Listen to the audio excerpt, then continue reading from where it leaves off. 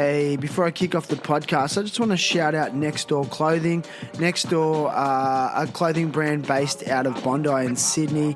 They're making really nice jeans and shirts and hats. So go and check out their full range at nextdoorsydney.com. They're also artists, so you can go and check out a range of art. They put on rad parties, and I love what they're doing. So nextdoorsydney.com for the full range. This is for Clementine and Otis. So shout outs to the sponsors of the THT podcast, Indosol. You can get some slides or flip-flops made from repurposed motor vehicle tyres. Indosol are a B Corp certified company, which is the certification created by the brand Patagonia, and they have taken over 100,000 tyres out of landfill and repurposed them. Now, you can look good and do your part for the environment by becoming a conscious consumer. So get a pair at indosol.com, that's INDOSOLE.com, and use code THT at checkout for a 15% discount. Delivery is fast and direct from the distributor in your region, and they are worldwide. I'm having a good time. You are? Yeah. I can tell. And we are rolling too. Terrible happy talks. Terrible happy talks. Terrible happy talks. Terrible happy talks. Today's guest is Lije Sarki. Lije is a husband, father, skateboarder, surfer, producer, and filmmaker. Lije is following his heart and living his dream. He resides in Venice, California, in pursuit of his next creative incarnation, whatever that may be. When you look at Lije's resume, it becomes immediately obvious that he's compelled to share stories that possess a deeply human aspect. A diverse array of portraits that includes skateboarding docu-series creations for the likes of legendary skateboarding culture influencers, the Berrics, to most recently his work on full-length feature film, The Peanut Butter Falcon, which is a modern-day Mark Twain adventure-style story. And these are just to name just some of his work.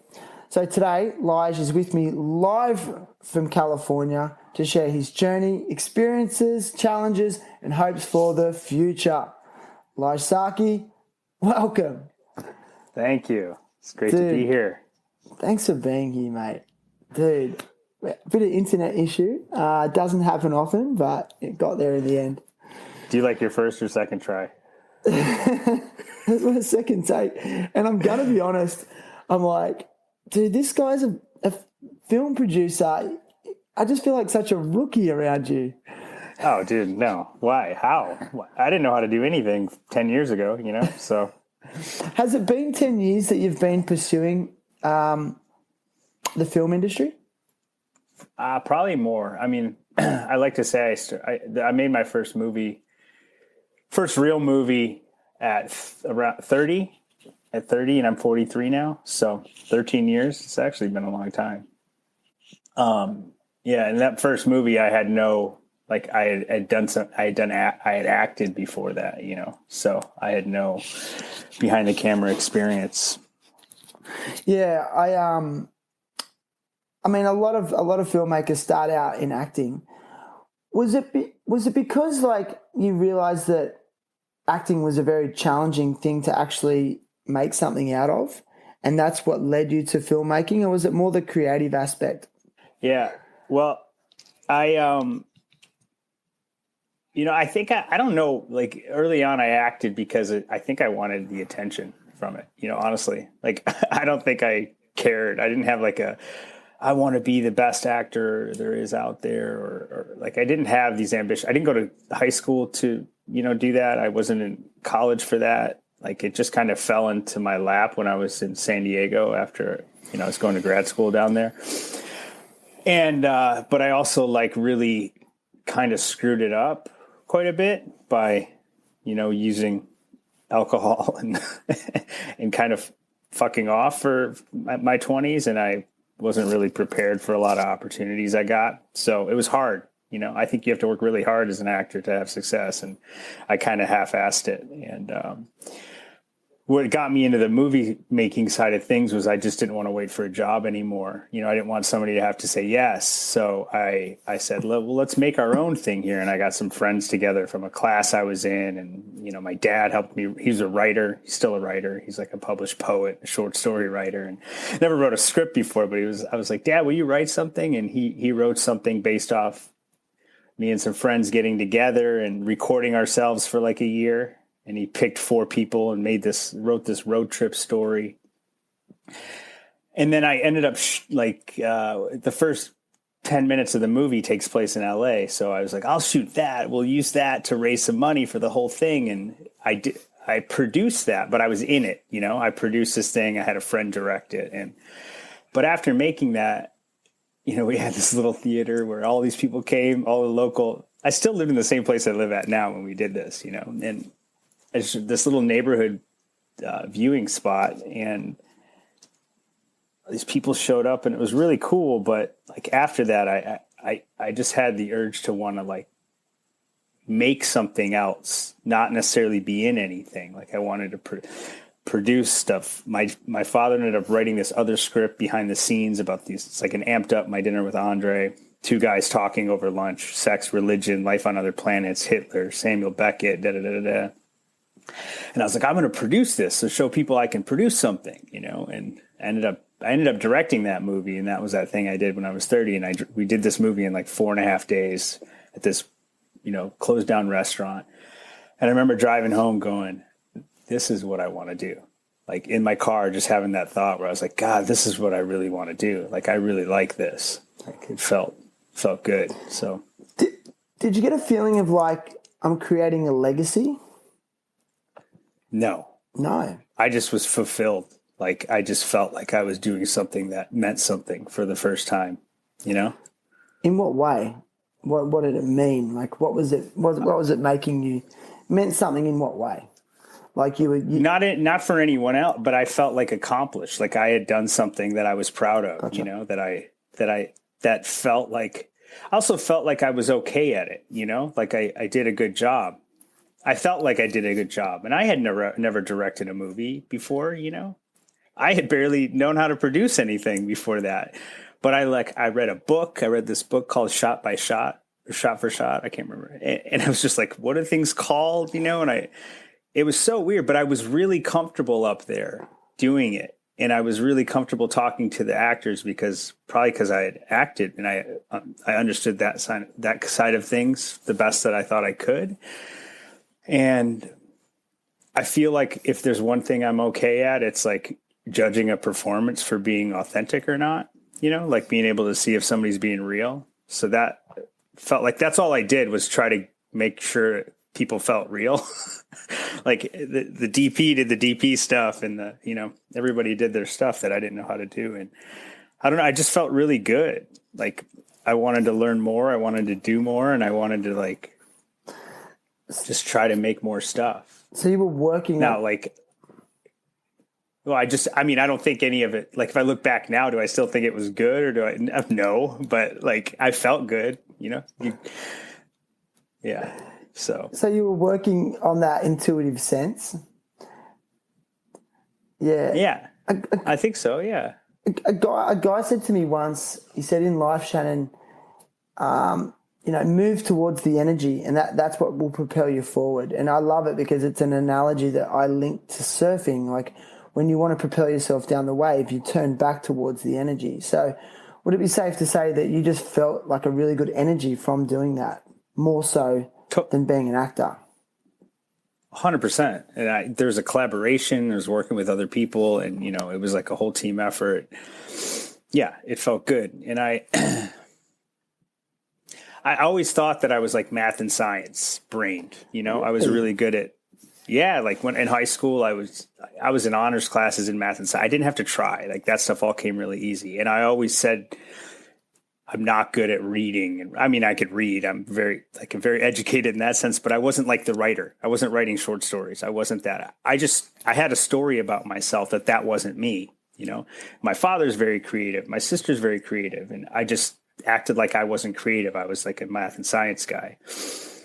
I went to grad school to to get an MBA, business degree. And it just was not like what I do now. Like that's all very helpful for what I do now in a way. But I had this story that I wasn't any of those things. And then to get to do those things later, because no one was telling me that there was this opportunity to go direct a movie or even be an actor. Like I didn't have that. Like where I came from, it was either be a lawyer, like an engineer, or a doctor to get the fuck out of where you're from.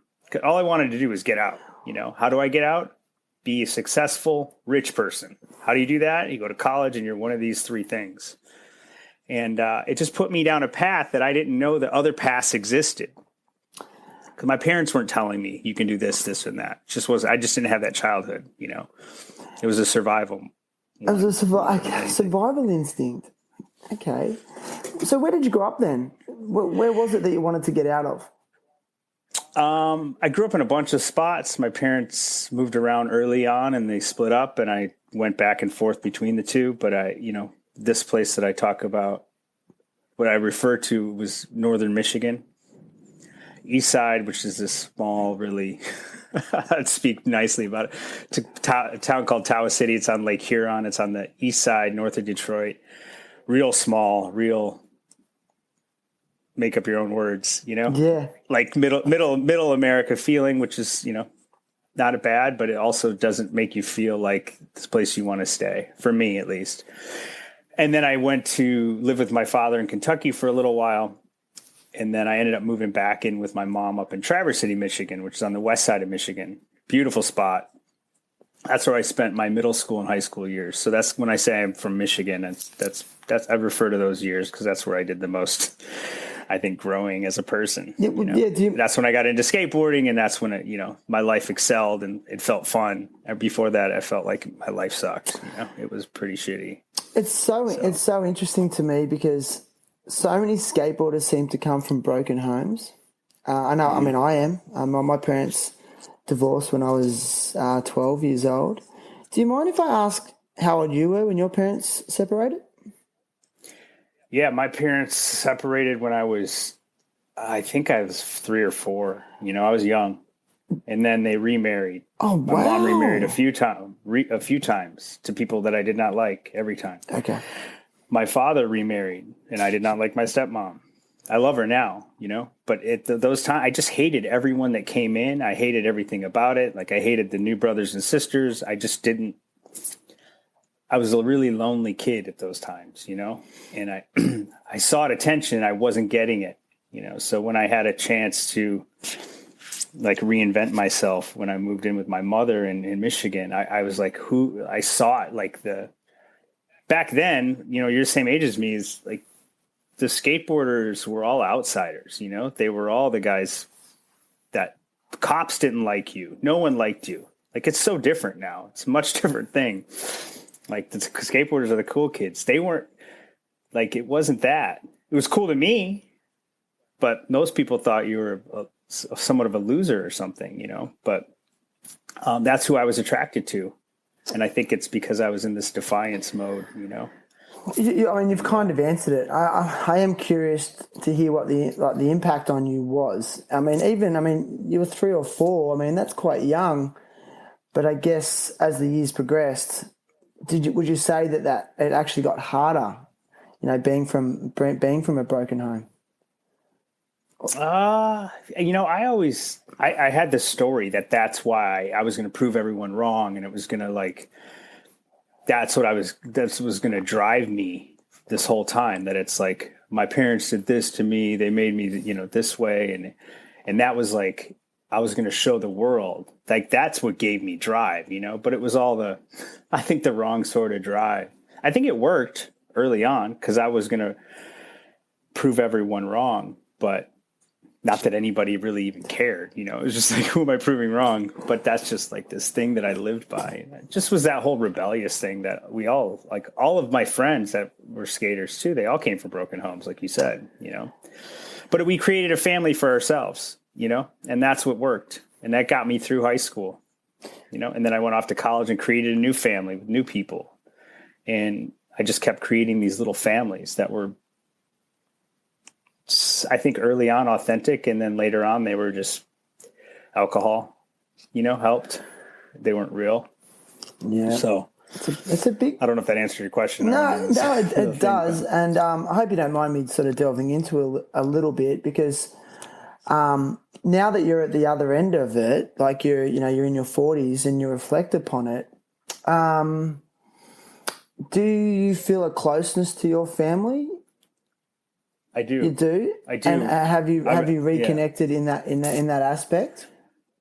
Yeah, I mean, I've been pretty close with them for a while now, and a lot of it came from being alcoholic and going through, I'm in a program and I've been sober for 8 years, and that there's work that you do in that program where you come clean for a lot of things, and you also let go of a lot of these stories that my parents didn't have a guidebook on how to raise me. They did the best they could. They were everybody was in survival mode. So would you say you used that situation as an excuse for your drinking for many years? Maybe. I think I probably did. I don't know if I feel that way today, because my dad got sober when I was young.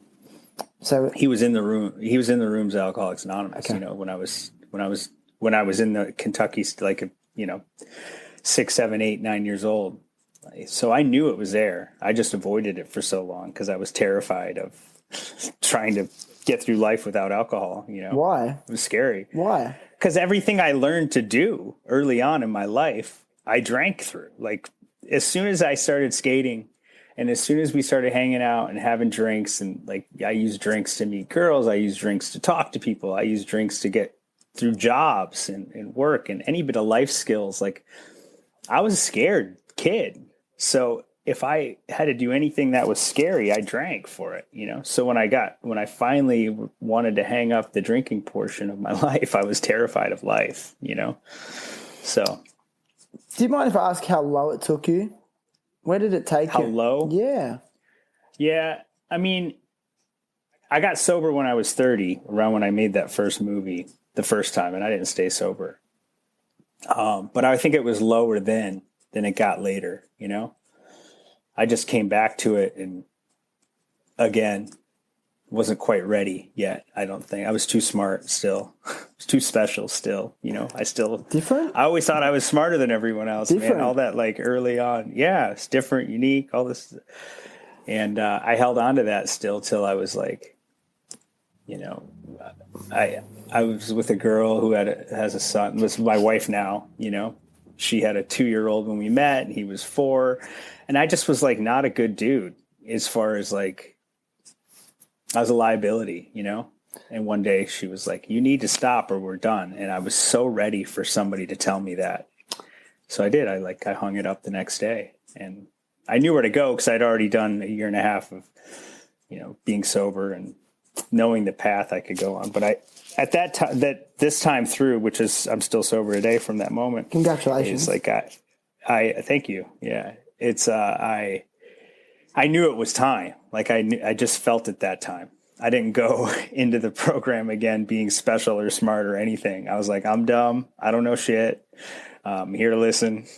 Tell me how to do this, So you were surrendered. Totally. But the worst it got was way worse before that. There were so many moments I should not have made it out, It's just how the fuck would I wake up and see if my car was in the driveway, and have flashback memories of cars spinning out on the freeway, and, it's just, yeah. I'm gonna put you on the spot a little bit. Sure. And how would you define the term sobriety? Now, the obvious one is it's the absence of substances, alcohol or drugs. But would you have a different perspective on the term sobriety? Because I know I do, but I'd like to hear what your idea is on it. Yeah, it's funny because I'm putting this other movie together that I wrote about a guy that burns his life down and ends up in a sober living, and it has this whole cast full of I've got attached all these actors that are actually sober, but they all have different meanings of sobriety. Some of them are, programs, some are just haven't smoked weed or don't drink or still smoke weed but don't drink, or all that. For me, it's just not taking anything that affects you from the neck up. But also, like, it's really hard to be sober without some kind of program, because Why? and that's just dry. Like, I have to have, like, this whole spiritual thing is what's really helped me. Just knowing that I'm not in control of anything, or not in control of anything really, except my own actions. And sometimes I'm not even in control of that, so. Yeah. The reason I sort of wanted to touch on it is because, I'm 8 years sober myself. And what I find challenging is when the same or similar behavior patterns and actions are still present when there's an absence of alcohol and drugs, and you're still behaving this in similar ways. And are you sober then if you're still doing the same things? You know what I mean? And I guess in my journey so far, I mean, that's been the hardest thing. And I think the thing that actually keeps me on track is what you said, is that connection to a higher power of your own understanding. I mean, without that, it's not just not drinking; it's also like clean thinking, and developing a set of values that are in line with how you want to be in the future. That's what I find hard personally. Yeah, I mean, I say this a lot when I'm asked to share at a meeting or something. As like, I'm currently trying to put in my 10,000 hours into being sober, of the mind, of the behaving, because all the stuff that I ended up with when I was 30 and 35 and 40, it's all stuff that I learned as a kid that worked as a kid. Like the showing off, the being in the center of attention, the reacting, the manipulating, all that stuff worked really well. So it's all super unconscious behavior for me as an adult. And the only way to unlearn that stuff is practice. You have to put 10,000 hours into something to be perfect or to be a pro. And I'm trying to put 10,000 hours into AA or sobriety or whatever you want to call it, because I have to undo all that other shit that just is so natural, right? Like, it's I don't feel right, I want to yell at somebody. I want, like that, until the natural thought is to, just let the car in. That's not the natural thought, but I think it takes time. I'm doing the math. I have to do 40 years of this before I start to do the other stuff perfect. So, I mean, when I hear a lot of work ahead. Yeah. Yeah. I mean, that's true. It is. When I heard that saying that, like, you stop growing emotionally after your first drink, that scared me, man. I was like, well, really, I had my first drink when I was 12. Yeah. So, yeah, like, I've got a lot of developing and growing and work to do as well. And it can seem really daunting. What would you say to someone who's in that predicament of, embarking on a similar journey? That's having a hard time acting like a child still. Acting like a child. No, I mean, that's what I say. We're living on childhood survival skills. Do you know what I mean? Yeah. It's true. That's how it is. I still feel that way. It's like fight or flight, Yeah. And you know what? Can I jump in there, Lige? Sorry. And it actually, like I said, it was a survival mechanism that worked when you were 12 or 15 or whatever. But I guess what I've learned is that when you try to do that as an adult, it's just like, it doesn't work when you're an adult. And in fact, it's like, you become like a crazy, people are just like, that guy's got issues. Like, let's stay as far away from him as possible. And that can be really isolating, but it's just so profound, the experiences that you have as a kid and how much we carry them. And I don't know about you, but I personally look around the world and the people that I'm in contact with that aren't necessarily like alcoholics or addicts, but I see the behavior patterns, and they're manifesting it through, use of technology is a really obvious one. Shopping, sex, working too much. I don't know. Just an observation. Yeah, I mean, you say, I don't want to be too like programmy at all, but like I can do everything alcoholically, you know, like I surf obsessively, you know, like I on my skate. Yeah. I just want to do more of whatever it is. I eat this ice cream called Not a Moo, like every night I eat the same, like I just do everything to the fullest because that's what I did early on. I don't know. Or like when I drink, I cannot stop, right? And that stuff applies to like a lot of different things, you know?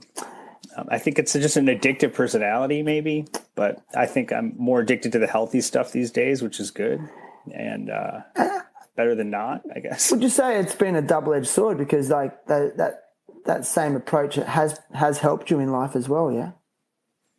Totally. Yeah, like my work ethic and all that stuff is... You know, I think about my wife, and I know she's gotten upset sometimes when it's just like, you want to go this, and you got to do this for Lige and this for Lige, and it's because it makes me feel good. So I do things excessively that make me feel good, right? Whether now it's healthy stuff, before it was drinking, because that made me feel good until it didn't. And I guess it can be just like it's still fulfilling this Lige need, you know, like, how do I feel better instead of like trying to help other people feel better? Are you feeling bad deep down? No, okay. No. But being aware about that, you know, being aware of that when it comes in and being able to like, okay, pump the brakes, be present for your family today, you know, help somebody else, take your kid out and not take them for a hike and not look at your watch because it's time to go, you know, be present. Just be present. And slow down. Do you find your family has provided a balancing counterpoint for you? Is that what brings you down to earth the most? Yeah. Family, program, just being older now, you know, not caring about any of the other shit I used to care about so much. Really, like I don't want to, now I seek such a simple type of a life, you know. Really? Or I enjoy being in it. Yeah, totally. I'm going to challenge that. I mean, because... or smaller, like more... I don't know. Like, it's not so... challenge it. Because you're like... What do you mean? Well, I'm challenging it because, like, a simple life, I don't see making films and producing films in the Hollywood space as simple. It seems like it would be very challenging. You'd be coming up against a lot of big personalities, varying time schedules. I'm assuming that you have to manage budget, things like that. Is that correct? Yeah, that's complicated, but that's not, I guess, not what I mean by simple. Simple is like, you know, I've got a handful of friends, not 40. You know, I spend the weekends with my family. Like, it's not, you know what I mean by, gotcha. I surf, I skate, I stay in my little zone here where I live. I'm not out at this restaurant or that one. I just keep it small. Okay. But no, the job I do is very challenging. It's hard, but you know, I think it's still keeping my bubble simple, you know, as simple as I can. Is your job sustaining you and your family quite adequately, if you don't mind me asking? Because I hear a lot of people, I mean, what you're doing is challenging. You hear about people who are, you know, actors waiting tables and, you know, and the work can come and go. Are you in a place in your life where it is sustainable? It's sustainable, yeah. I mean, some people think I'm rich, and I'm rich in my life, but I'm not financially rich. So, by any means, it's a tough balance because you want to make more money, but to do certain things to make more money, you're giving up more time with your family, and you're giving up more time for playing. And the older I get, the more I want to play. You know, the more I want to enjoy it because it's just you only get one time around this whole thing. So, but to answer your question, it's hard, but like you play for the big wins, you know. Peanut Butter Falcon was a big win. I'm not saying that made anybody rich, but like you take big swings. And I also produce commercials. So that's like a way that keeps me able to spend time developing a movie or a show for several years, you know. So are you doing a combination of like, things to pay the bills, like commercials, and then passion projects? Yeah, I mean, they're all in the hopes to pay the bills. Like every single one of them has a financial I don't really do many things for free anymore unless it's just for myself. I want to make this little thing and I'll just do that for free. But like, they're all, you want to make money on them all. So they all have potential to make money. It's just the commercial production it's just more instant. It's short lived. You go do a job for a couple of weeks and you're home and it's done. Like, you live with these movies forever. So how long do you think it took you to get to that space where people are sourcing you out for that kind of work and the work starts to flow? Like, especially for someone that wants to embark on it themselves. How long did it take me to get to that place? To get to the place you're in right now, where work is flowing. 11 years. 11 years. Wow. Yeah. That's sacrifice. I always had side hustles, Yeah. But now I don't feel like I have a side hustle. I feel like I'm comfortably in it, but not. It still can be scary because I don't know. Producers somehow feel like they get left behind a lot, but that's okay. What do you mean? I'm accepting. What do you mean they get left behind a lot? They're always asked to defer their money to the end. Not always, but like gotcha. indie film producers. I don't know. It's like you get a salary that it's over a 5-year span. Like, it just doesn't add up. It's just. And I'm not complaining. I'm very grateful. I like it. It's a selfless job, and that's took a while to figure out. But I really enjoy that because it's kind of like another form of being of service to something that's not about me. Gotcha. But indie producing is not a super lucrative space financially. Would you do many things? I mean, is Peanut Butter Falcon an indie movie? Is that described as an indie movie? So can you I watched the trailer. It looks like such a beautiful movie. Like, how did it come about? Like, how did you get involved with that from the ground up? The semi-short version of it is I had made a short film that I just made on my own on the side for fun. What was it? What was that one called? Was it Belong? It's called Belong. Yeah, about a skateboard kid that gets bullied, like in downtown LA, and goes off and does this little thing and creates his own space. And I don't know. It got a lot of play. It actually, it got me the big skateboarding documentary job, and it sent me to this festival in North Carolina where I met Mike and Tyler, who wrote Peanut Butter Falcon. They also had a short film there, and we met the first day there. We hit it off, and we just hung out for 7 days. It's a short film festival, or it's a film festival that flew and put up people that make short films. Is it really? That's better. Yeah. It's sorry. Keep going. Yeah. Just I was rubbing against your jumper.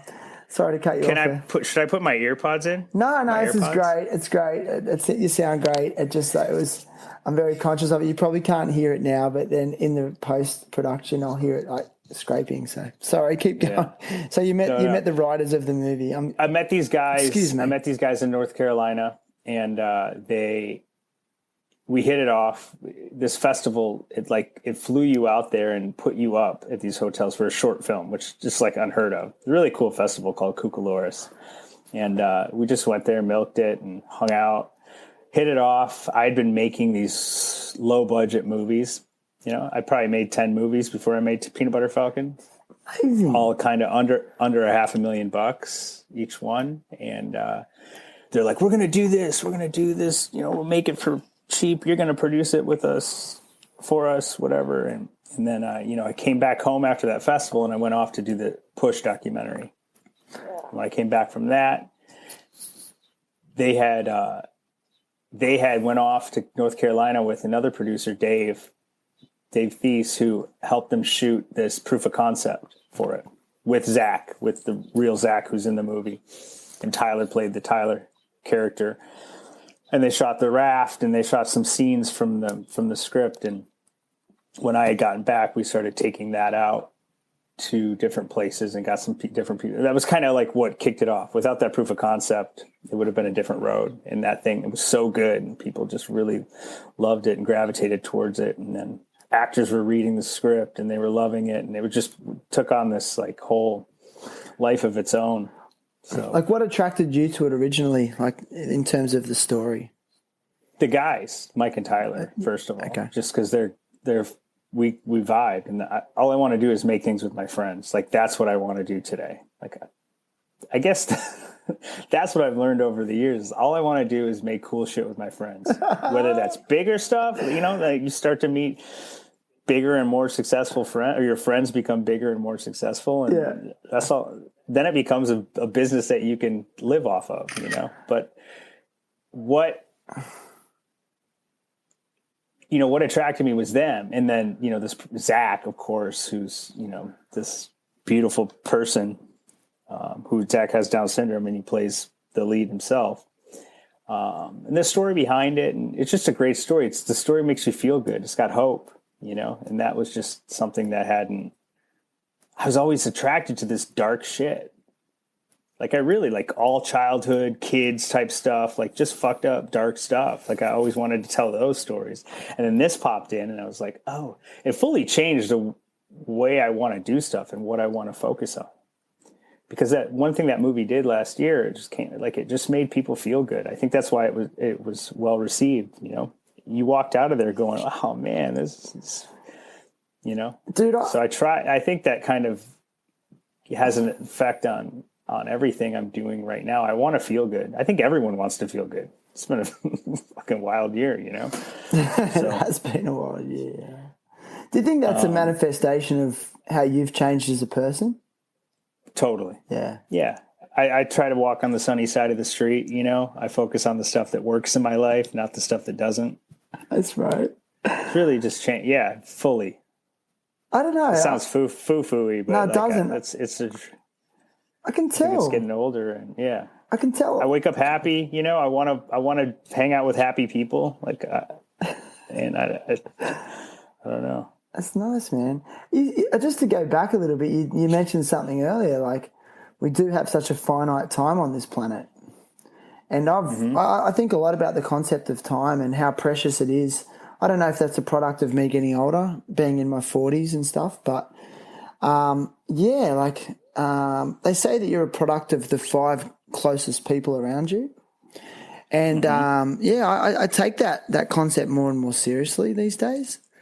Because, who am I spending my time with, and again, I'm spending that time, and I think about that. So I fully agree with you, bro. Yeah. Now, I want to hit you up a little bit. You said that you made the push docu-series season 1 for the Berrics. So for those that don't know, the Berrics was created by legendary skateboarders Steve Berra and Eric Costin. And if anyone knows anything about skateboarding, like those guys, man, they're just the guys. They really are. How did you get involved with the Berrics originally? Well, that short film that I made along that it played. Berrics ended up playing it, putting it on their website. Amazing. It got a little hype, like. Well, Odd Future, Left Brain from Odd Future did the score, which helped because nobody cares what I was doing at the time. But they, they put it on their page, but I got a Vimeo staff pick out of it before Vimeo staff picks were given out all the time, So back then you got one and you'd have your shit rocketed, So got a staff pick and Hypebeast played it, I think, and just all these different outlets picked it up. Transworld, when Transworld was around, and Berrics played it. I was like, oh, sick, and then I think Berra hit me up, or somebody connected me. I think Mike Falco maybe connected me. Okay. With I don't know, you wouldn't know him, but I just was thinking I should say his name. He connected, somehow got connected, and then we went down. I met up with him, and we talked about doing some short projects, some commercial type stuff, and we had some ideas, and Bear had some stuff going on, and then he hit me one day. He's like, I have this thing. I think I want you to work on it with me, and it's this push thing, and would you produce it? I was like, fuck yeah. So we did it with this small team. It's crazy what we pulled off, but Hansu and O'Neill and a couple guys shot it, a couple guys edited it, but we did 48 episodes, What? And yeah. What were your standout? We traveled to Brazil and Portugal and China. It was so insane. It was blew my mind. Like I was in a kid in a candy store because these were all my idols, and all these new kids that I didn't know that well because I had, semi-retired for half of my life, and then I came back, and it was incredible. It was like it was a full dream come true. Like that was like, okay. To start where I started and to end up doing that, I felt like I had made it, like that was enough for me. So no, really, it was like all the things I really loved in my life as a kid, it all came true right here, and then I was making movies. We had a full length documentary that never, unfortunately, would see the light of day because the deal with NBC, they were going to take, I don't really know what happened with it, but we premiered it at the Ace Theater in LA. And it was so great. I just remember being so like, it gave you a look into skateboarding on like what these guys are all about, like what it takes and where they come from, the human story of it, which I hadn't seen much of that in skateboarding. It was all like trick, video part, trick, like not like I brought some friends that didn't really understand skateboarding, and they some of my wife's friends and these women were like, oh my God, I get it now. Like, that's hard, and where these kids came from, and Shia and Luan and just, Letitia. There's so many different walks of life. It was really, really cool. What was the time frame that you produced those and recorded those? Was it over the course of a year or? Yeah, December. I started I remember December because it was around Christmas. We went to Detroit for Cody's part. Cody McIntyre? No, Cody Cepeda. Oh, Cody Cepeda, yeah. Yeah. He won the Berrics. He won Battle of the Berrics. Yeah. Yeah. And it was snowing. It was freezing. And I'm from Michigan, so we started in Detroit. I was so psyched. And then we premiered that full length in August. And it was right after that I went into Peanut Butter Falcon. So amazing, dude. It was a crazy year. Yeah, it was so nice. Skateboarding launches another career. Yeah. I mean, I think that was the first time I was able to like pay my bills in like I was making decent money doing that. And like amazing. I think that's kind of where it changed, really. It's kind of like where I didn't do the other stuff anymore, It's kind of like a Spike Jonze-esque journey, Is Spike Jonze like someone you really look up to? Oh, of course. Yeah. He's the man. He's the man. I love skateboarders that work in other stuff, Yeah. Like, there's this work.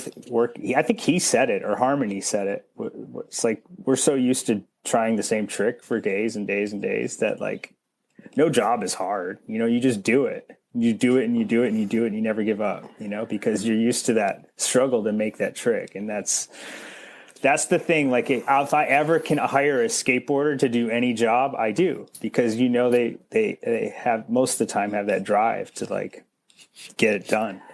Years and years ago, back in the 90s, there was a Canadian skateboarder I really admired, Moses Akonen. He used to skate for DC. He was friends with Colin McKay. And in an interview once he said, skateboarding's just taught me so much about life. It's just taught me to fall down and get back up again. And it really does. Like, and I think for me, if I didn't have a skateboarding foundation, I think life would have beat me down a long time ago. But it does. It's just like, oh, you fall down, you get back up, you just keep going. But just hearing those stories about some of the skaters that you've worked with, I mean, was there a standout episode that really, really sort of got to you? I mean, when we went to Brazil for Luan and Letitia's part, and that was really like, this was Berrics' thing, and it was his like, it was his baby, but he didn't get to make it to the Brazil part, and I got to interview Luan for those first couple episodes. And it was like, that was a big deal for me. I just, it was just really cool, and it was so emotional, and where he came from, and just seeing those spots. That the Brazil stuff was gnarly, but it was amazing too. We would skate these spots, and Red gave us all this gear, right? So we have all these like red cameras, red camera. Like we had 2 or 3 cameras, just all these, just the best gear. And amazing. We're in Brazil where they're like oh, get back in the car, time to go because we'll get robbed. Yeah. It was sketchy, so sketchy. And there's like no security, nothing. It was just like what we pulled off and just the experience in itself and how good Luan is at skateboarding. Oh my God, like dude. The dude, it's insane how good he is in real life. Like how consistent, and it just mind blowing. And then to get to talk to him. And I was so nervous to do that thing, because it's just, I look up to these skateboarders more than I look up to any type of profession, really. Nervous about the interviewing aspect of it. Yeah, just like the worthy, like, can I do this kind of thing? And it wasn't like, it's just weird, like what I put on my idea of a pro skateboarder compared to any other career is like, I just think the world of it. I know how hard it is. And I just really like admire those guys and look up to them. And I know like, I don't know what it takes because I didn't get to that level, but like just even skateboarding the way that I did, it's just like a thing that I'm so like, I care so much about it. Like I didn't want to fuck it up, Yeah. But it's not even about me so much as like, I wanted to be able to have this project be good, Yeah. So how do you manage self-doubt in those situations? Because you sort of just mentioned then that you said like, I was interviewing Luan and I was sort of asking him, I was nervous because am I worthy of doing this? Like, I was nervous before. Once we started, I wasn't nervous. It was all good. I talk to people. Like one thing I have learned, and I think, sobriety and my program has taught me, like ask when you don't know shit. Ask when you're feeling like less than, ask for help, like tell somebody, talk you off the ledge, so I call people. Like I don't sit and try to sit with it myself, or I talk to people that have done it before that know more than me. And before I was so like, I felt like before I got to this stage in my life, I always thought I had to act like I knew everything. It was always putting on a show. This was this whole kid-like thing going on forever where I had to be the smartest and the craftiest and the whatever person in the room or no one was going to like me. And then when I realized I could just be dumb, not dumb, but like I could be the guy that doesn't know everything and I can ask for help, life got a lot easier, So I tend to ask for help. I will ask a lot of people for help, I don't care. The ego hopefully is beaten down a little bit. I was going to say, is it the shedding, the ego is being shed? Try, yeah. It's still there. It is there. But, I mean, especially in the industry you work in, I mean, you must come up against some pretty big egos from time to time and some quite like strong characters, especially when you're going through creative processes. How are you managing those people in those scenarios? How do you approach them? I don't think you can manage them, but I can only manage my reaction to them. No, that's what I said earlier when I said textbook answer. I want to work with my friends. Yeah, it goes back to that. So you try to see the red flags early on and just not do the stuff. But, you're always going to get into a place where somebody, it's not the best to work with. There's just a, bump on a log. Like it's, you can't do anything. You can't make it. It's never going to be perfect. So it's just how I react to it, really. Yeah. And I try to, like I said, walk on the sunny side of the street, go over here if they're over there. And so you're a lot more selective with who you work with. I try to be. Yeah. Yeah. Right now I feel like I can be, early on I said yes to everything because I wanted to make stuff and I wanted to gain experience. And I had some miserable experiences. I had, I made one movie where I was like, I'm never doing this again. This is terrible. This is the worst. And then I met this new director, writer who wanted to make something so tiny and small that was so going to be so hard. And he was the best person to work with ever. And he like reinvigorated this whole love I have for it. So I think it's a lot of who you surround yourself with, because it's already hard. Like, why want to do this with difficult people too? Never, not anymore. What if the money's there? I don't think the money's worth the misery, I don't anymore. Because it's I stopped caring. Money, like I have more money today than I had 8 months ago. I don't feel any better about it, No better. It does not change. I know that it doesn't. Even if I was having this conversation with another sober buddy of mine yesterday. He's like, if somebody gave me $10 million and just said, you can't work, you just have to enjoy the money. And he was like, would you do it? And I said, I don't know. Would you do it? He's like, fuck no, I couldn't do it. Like, what am I supposed to do? I would be so wrapped up in my own shit all the time. You're not able to go make stuff anymore. You can't go direct and write a movie. You can't do that if you get the $10 million. You just have to go like surf and have fun with your family. I was like, I don't know if I would be fulfilled. Like, I have to want to do stuff like that fulfills me in that sense, you know? So I don't know. It's a tough question to answer, but the money's not changing me like I thought it would. It's not, but I don't have a lot of it either. So I don't know, but I don't think so. I guess what I'm getting at a little bit is how much is it guiding your decisions?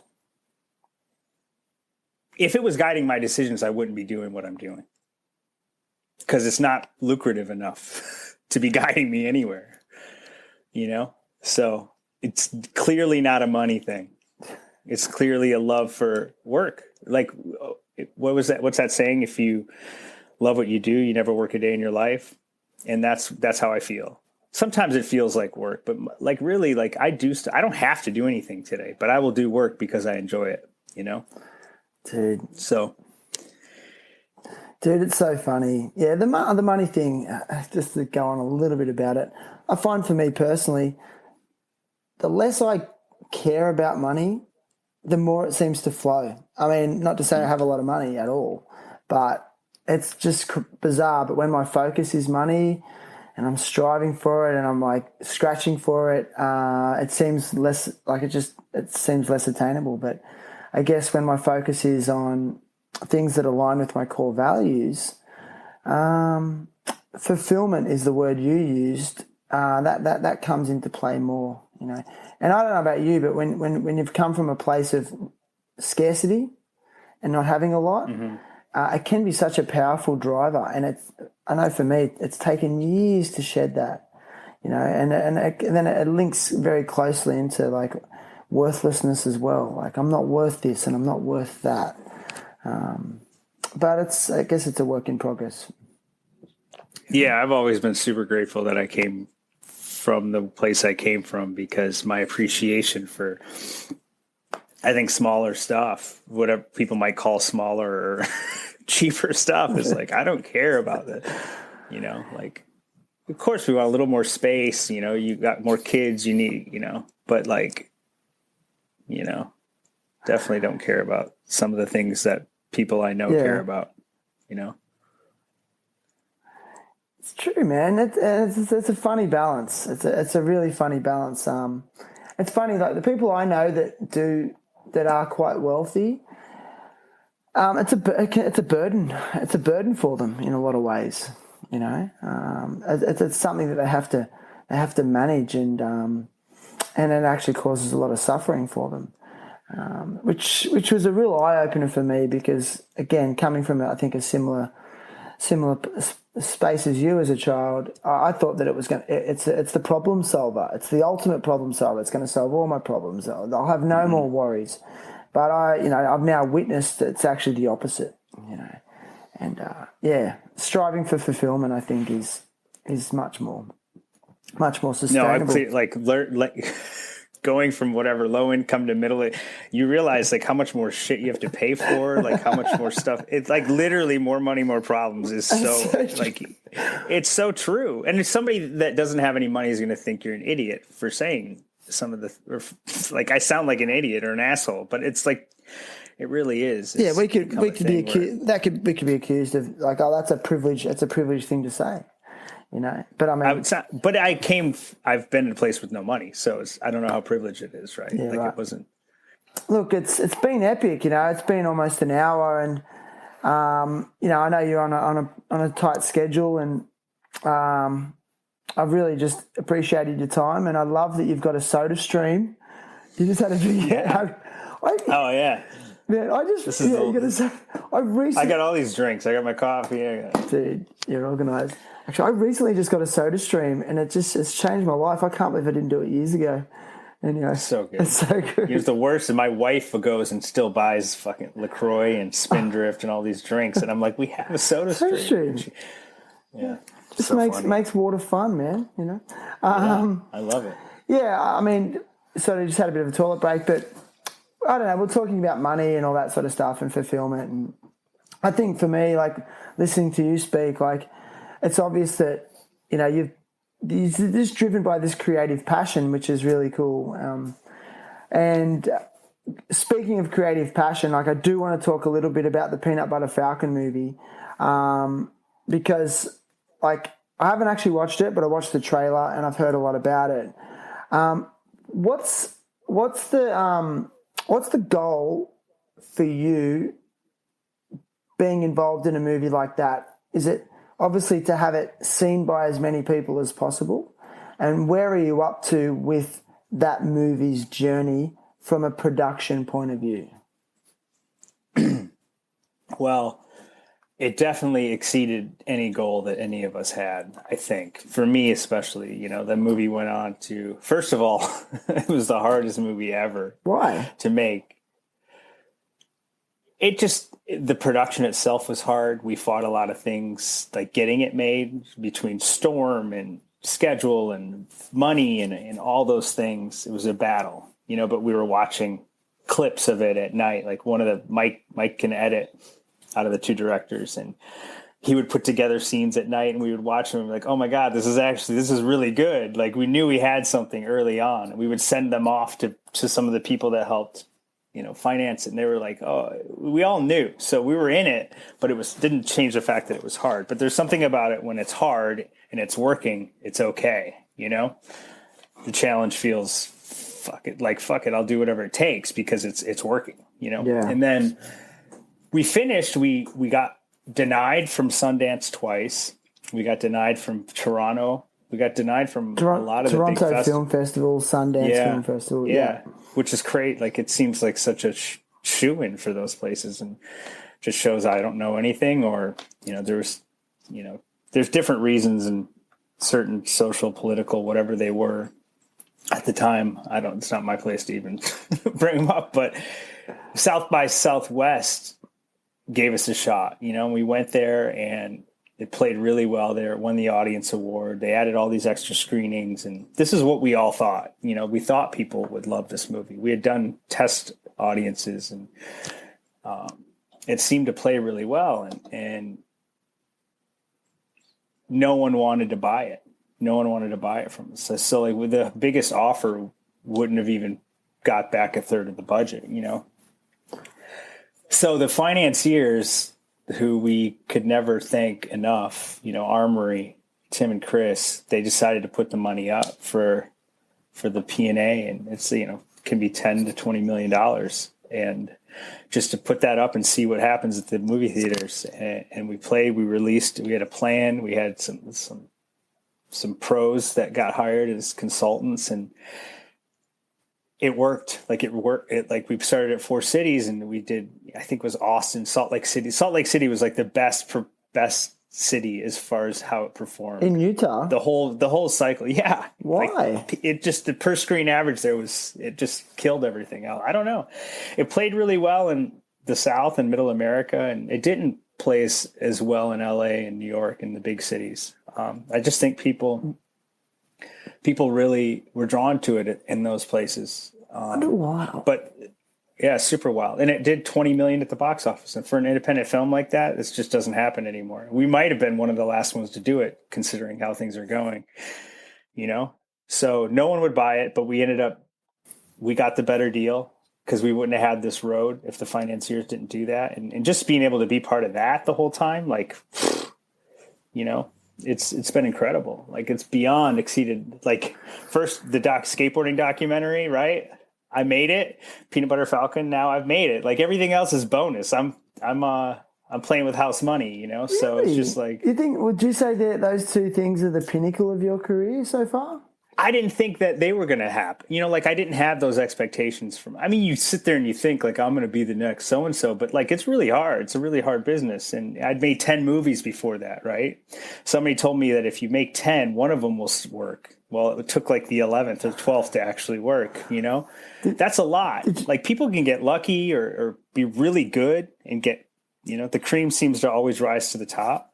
You know, I feel like I know Love that saying. what I'm doing now. So if you keep making good shit, people will see it. If you make bad stuff, sometimes people still see it. But if you don't, or if you, but most of the time they don't, you know? So I just want to keep making good stuff. And Peanut Butter Falcon has opened a lot of doors for me with like the opportunity to work with more great people in that sense. So I've got a lot of stuff I'm working on right now, putting together in development stages and script stages and actors attached. And, you know, we were supposed to shoot a movie last summer that got moved because of COVID. And now we're supposed to shoot it this summer. And, you know, I think I look at the slate. There's like 14 things on there that I'm actively working on. So we just do a little bit with what needs it, and you know. That's that. But like what I was saying about it's the house money, or this is the bonus rounds. Money. It is like what do you know? Like I just. Well, what's the end goal? Is there an end game? There's no end game, is there? No, it's a sustainable life, making good stuff that people enjoy. Yeah, that I enjoy. You know. Why do you think no one wanted to buy that movie originally? I don't know. You think because it was at the time? It's hard to have an opinion publicly, you know, like these days. Saturated market? People were scared, I think. It started a guy with Down syndrome, you know? They were afraid. And if you see the movie, it's not like a, you know, Zach is treated like a real person in that movie, you know? The Tyler character and Zach, they have a real honest relationship. So the character, you know, the actor with Down syndrome is, they don't like Kate. They don't coddle him because he's got Down syndrome. Like he's treated like as a real person. And I think maybe some of these folks were afraid of that. Like it would come across as mean or, you know, like you should, I don't know. I think people were afraid of it. Discriminatory? Yeah. Maybe. Or just like afraid of it. Everyone's so afraid of any backlash, like, you know? Like political correctness, you know? Maybe, I don't know. Polarizing audiences, things like that. Yeah. I thought that's what it was all about though, is arousing, you know, controversial topics and thoughts. Like is the character, is it representative of how the character may be treated in real life, everyday life? It's representative of how he should be treated in real life. Should be treated. But I don't think that that's how, you know, people with disabilities don't get treated as normal. Yeah. People, you know, they get treated as, oh, hey, you know, like the children or whatever that is. It's. Yeah. I get you. You know what I'm saying? I know what you're saying, yeah. Is it? Yeah. Is it like? And then you said you got these finances. I mean, was it a case of like cold calling people to finance it, like banging on doors and? No. We had great actors attached to it, and they. You know, would you mind telling us who they are? Like, I know the lead actor. The Shia Labeouf was the lead, and then Dakota Johnson was in it. Amazing. And then, you know, and Zach, and then we had a great supporting cast, Bruce Dern and John Hawkes and Yellow Wolf. And, but we, you know, it's one of the agencies here sent it out to the financiers, and then, you know, we had a few different offers. Yeah. We went with the one. And it was. Oh, so there was multiple offers there. Okay. There were multiple offers, but at different levels, you know. Yeah. So we met with everybody, and which is super uncommon. I think people really responded to the script and the cast. So yeah. See, this is the side of things that like most people don't hear. Like it's definitely the less glamorous side of filmmaking. You know. Yeah. Yeah. I don't like all that money stuff, and I like making stuff. I like the act of making it. Yeah. And the result of sharing it. I don't love that side of things, but it's necessary. They're all necessary. It's necessary, especially when you believe in it. I mean, and it sounds like there was never a point where you guys didn't believe in its value, correct? No. Luckily, we stayed strong in that, you know? Yeah. Because we could have just been like, fine, just take it. do that with it.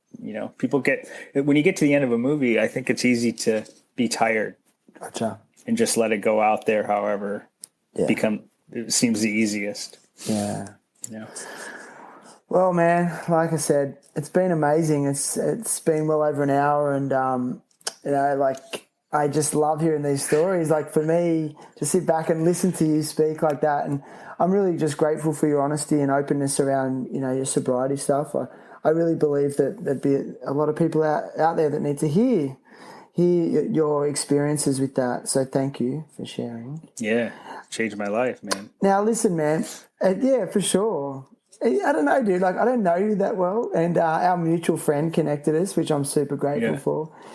And I don't know, bro. Like, through this strange computer screen, which I've always wanted to avoid remote recordings, but they're now just in it. Like, they're just part of life. I have to do them, especially because it gives me access to amazing humans like you. But dude, you really, I see a very content and happy human being, man. I feel it. So thank you. Thanks. The other thing I just wanted to mention is I ask all guests to come to the podcast with a cause that they want to support or advocate for. Now, I didn't actually, because we've been on a tight schedule, I didn't actually prepare you for this. No. And if you don't have a cause off the top of your head, that's okay, because I've got one that I'd like to raise awareness about. But is there any causes that you'd like to sort of bring up that you support? I mean, we were talking about Peanut Butter Falcon. You could always go to Best Buddies, and one of those that we supported during that. Okay. What was yours? So I'd like to just raise awareness about the organisation Sungai Watch in Bali. They're doing amazing river cleanup programs. And just recently, this is led by Gary Benchnid, who is an environmental conservationist. And they just recently cleaned up the canal at Dreamland Beach. Now, you're probably like, oh, they cleaned up a canal. I think they removed something like 22 tons of debris and rubbish from this canal near one of the most beautiful beaches in Bali. And they are not only just removing the rubbish, they're taking the rubbish and the debris, and they're dividing it, and they're analysing where it came from. And a lot of this debris is from the ocean, and this rubbish is from the ocean, and the rubbish has come from different parts of the world. It's not actually a lot of it's from Indonesia, but it's not from actually Bali. And this is just a really profound indicator of when we pollute our oceans, that rubbish is not actually ending up in your backyard, it's ending up in other people's backyard. So if you can, go to Sungai Watch and their website, it's SUNGAIWATCH, and you can get on their website and support their cause. And even just look them up on Instagram and have a look at what they just did in the last few days. It's absolutely amazing and inspiring to see people like taking real action and making real change. So bravo, Gary and the team. Thank you. Yeah, man. So good. I'll look up Good Buddies as well. Is it like it's Best Buddy. It's like that. It's like a Big Brother thing, but with people with disabilities, like a mentoring program. And yeah, totally. Yeah, and I knew that was what you. I just didn't want to butcher it by making up my own mission statement. No, and I knew that's what you were getting to. So thank you, and I'll put a link to that in Lije's show notes. And if you liked this episode, you can go to terriblehappytalks.com if you're not already. And you may also enjoy episodes with Hollywood stuntman Pat Millen. There's also some back catalogue episodes with Christian Stern, who was the most listened to episode. He's a profound artist from California as well. And the next thing I want to say, my brother, is I have a present for you. And I need to get your shoe size, because our friends at Indosol will be sending you a pair of flip-flops or slides made from repurposed motor vehicle tires. So thanks to Indosol for always supporting the show, and always remember to use code THT at checkout for the discount. Sweet. Bro, is there anything you want to end on? Anything special? Anything you want to say? No, this is great. I love talking to you. I love meeting new people. The thing about this, what you were saying about this, the computer connection, just Zoom in general, or, like I'm way hardcore into my sobriety, and the meetings and the people that I have met in this last year, it's been incredible. What has happened, I don't wish death or pain upon anybody, but the stuff that it's done to change or evolve some of our communication and the ability to have meetings, and the amount of time I'm not banking in a car is incredible. So what do you mean not banking? What do you mean? I don't know. The amount of time I'm banking by not being in a car. I'm sorry. Like the amount of time that I have by not driving back and forth. Thank you. Yeah. Things. Yeah. Sorry, I said that wrong. No, that's got it. I told you my English was never like the thing. So, I'm just super grateful to have these kind of things, just doing this with you, and just having Zooms and ways to connect that are, in a time that we probably couldn't if we didn't have this. It's just so important. Connection and fellowship, I've learned, is be the most important thing in my life. If I didn't have that, I wouldn't be able to survive. Oh, dude, that's so good, man. I love that. Without that, I wouldn't be able to survive. And you know what? Same here, brother. Same here. And I love that you mentioned that. I think it is one of the most positive things to come out of this whole pandemic stuff is that, the time that we get back. Like I know numerous friends that don't have to commute 2 hours every day to their job. So that's 2 hours they're getting every day. And you add that up over a week, that's a lot of hours, man. I guess for me, I've personally struggled with, I don't feel like I'm connecting on the human level as much as I would if I was in person. Whether it be doing a podcast or whether it be in a meeting, I don't know if it's as profound. Do you think it's as profound? Well, I'll tell you, at an AA meeting, when I'm looking at 25 faces or 50 faces, I think you can do on Zoom now. Right. It's insane. Yeah, I think it's I'm looking in eyes. I don't do that at a meeting in person. It's a different experience, but I feel the connection. I feel the connection to look at 25 people's faces when I speak or when I'm listening to somebody else. And granted, I still get in the water and I surf with friends. I surf with sober guys. I skate with sober guys. Amazing. Like I'm getting that in every aspect of my life still. So It's not like one's replacing the other, but it's definitely.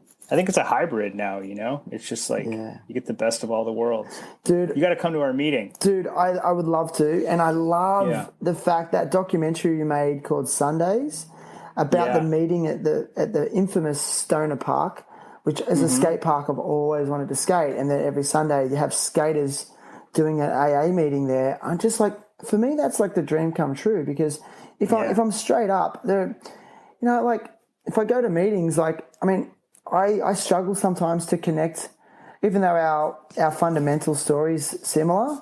I want to be around people with like-minded interests, and sometimes that can be isolating, especially as a skateboarder, because it's not as mainstream, especially here in Australia. I know in California it seems like a bit more of a mainstream activity, but so man, get on that. Yeah, I mean, it's taken me some years, but I feel like I got a grip of friends that are like-minded now. They say AA people wouldn't normally mix. I'm like, all my dudes, we mix. Like we would have drank in and out, and have similar values and interests. So it's become a really full world of the full life of that stuff. Dude, and it's taking work. So and I watched that doco and I was like, they're my people. I could just tell straight away. And then Brendan Turner. The pro skater, Brendan Turner. He's doing a similar thing with the sober living that he's involved in, which is super cool. Man. Oh, cool. And you're into surfing now. How long's that been? Yeah. 3 years almost, but I do it alcoholically. I'm banking hours. Are you progressing? Yeah, I mean, I surf every day. Where at? So. Venice. Today I surf Venice. If there's waves in Venice, I'll always surf Venice just because it's convenient. What are the waves like at Venice? Beach break? Yeah, it's beach break. It's better in the winter. Yeah. And how far will you? Better mix. How far will you travel? Where do you travel to for better waves? You get into trestle. You go to Bali. I mean, Yeah, I don't go to trestles. I try to avoid the crowds, just because at this it's hard to avoid crowds now. Everything's gotten so busy since last year. I think everybody started surfing. But I'll go up to, there's some spots in County Line I like to go to. I'll go down to Huntington sometimes, just wherever the waves are at. Tell you what, you want to improve your... I'll surf a mediocre wave with no crowd before I go to a good wave. I always do that. I always choose that. Dude, you are on it. And even I was talking to Brad Gerlach the other day, and he said the exact same thing. He's like, I'll look for the empty bank with no one on it. Lower quality, but you want to improve your surfing, man. If you surf a week of perfect waves, like go on a surf trip to the Mentawai Islands, and in a week you'll improve your surfing there in 1 week than you would in, say, 6 months surfing like a closeout beach break. Just like perfect waves. I went to Costa Rica over Christmas. What's that like? And for 2 weeks, it was insane. Yeah, surfed the same beach break every day, but it was so good. I definitely improved my surfing every